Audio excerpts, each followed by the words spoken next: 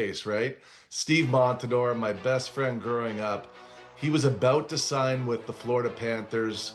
This is when things were always going sideways in Florida, probably around, I guess, 08, 09-ish. And he turned down a really nice deal. It was something like $3 million times 3 years, and he was going to go to free agency. He went mountain biking in British Columbia, went into a tree, fractured his arm, and then called his agent, hey, we'll take that contract. so, like, I remember Monty saying to me, like, dude, I hated it there. Not that I didn't like Florida, but it didn't feel like hockey. They didn't have a culture at that time. They didn't have anything that was going to get you excited about having an opportunity to win like they do now. So, Sammy, the other side of the conversation is they've created a very desirable place to play hockey and at the highest level. I fully understand that, but they are $20 million over the cap. So that helps. That helps. Valley, two things can be true. The number one question going into the series next game is who the Edmonton Oilers should start net. But before we go there, just give us your evaluation so far of Bobrovsky versus Skinner, because we know that last year, Game 7, it was just Bobrovsky being that one save better. I could still see the game-winning goal that Reinhart scored last year that I didn't like. But are the Oilers getting out-goalied again in this series? Yeah, and you know what it is? Did they gamble? Did they gamble of going back to Skinner again?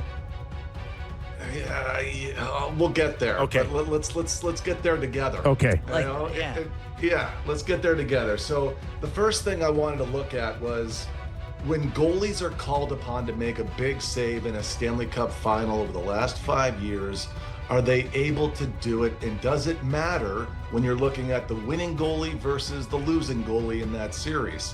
Okay, I'm not going to go all the way back, but I'm telling you it's there, and it's pretty fascinating.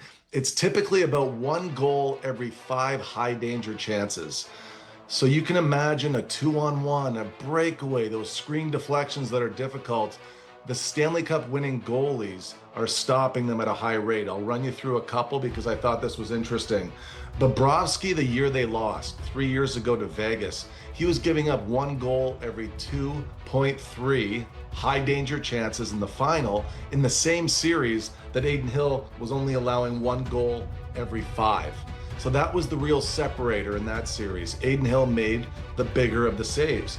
Now you go back to last year, Edmonton outscored Florida in the final series 23-18 over the 7 games.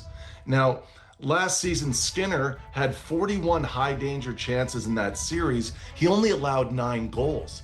So I think this is why Florida, seemingly better team than Edmonton going into the season. If Edmonton's saying to themselves, we can strengthen ourselves in other places, we'll be okay in net if we can just hedge that Skinner will do what he did last year, which is a solid series. 9 high danger goals against on 41 is 1 every 4.5, which means you could say, again, evaluating Skinner, is he good enough?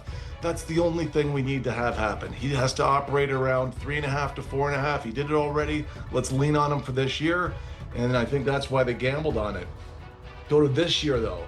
Skinner has faced 25 high danger chances over the 3 games. He's allowed 13 goals on those 25. That's a .480 save percentage. It's 1 goal every 1.9. So if Stanley Cup winning goaltending is between 4 and 5, and you're only getting, you're getting 1 goal every 1.9, you're in trouble. Bobrovsky, comparatively, 1 goal every 5 so far in the Stanley Cup final. So yes, are they getting goalied? They are, because Bobrovsky is overplaying where he should be, and Skinner is significantly underplaying where he should be. All the while, Edmonton has more high danger chances over 3 games than Florida does. Just looking at goalies, like apples to apples with the goalies.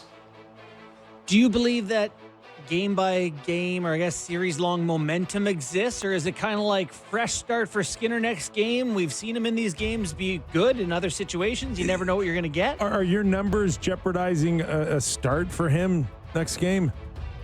They are, because of the way it looks. Like go from the goals last night from 5 all the way up to 1. And goal number 5, like, Nurse is full of holes on that one. It's the PK goal.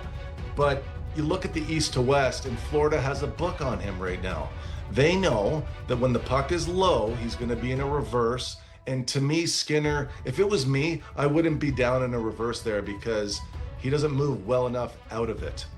The puck goes east to west, and it's 23 east to west chances faced in the playoffs, 9 goals against.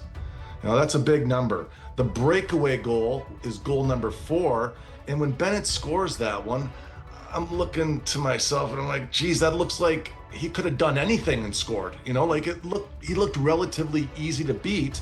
I looked up his numbers on breakaways and so far in the postseason. Skinner's faced 14 breakaways. He's allowed 8 goals, guys.